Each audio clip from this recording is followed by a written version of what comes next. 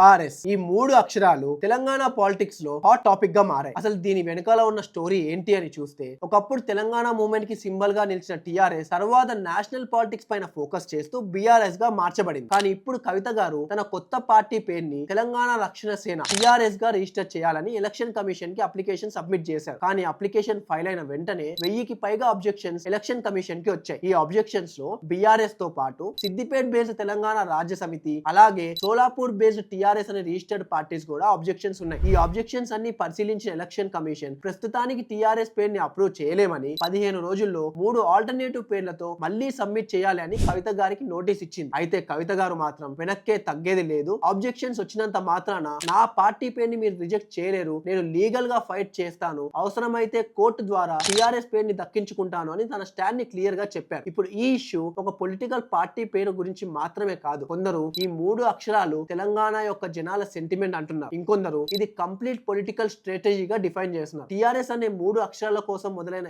ఈ legal fight Telangana రాజకీయాన్ని మార్చేస్తుందా, election commission decision నిలబడుతుందా, లేక కవిత గారు పోరాడి టిఆర్ఎస్ పేరుని సాధించుకుంటారా? మీ ఒపీనియన్ ని కమెంట్ చేయండి.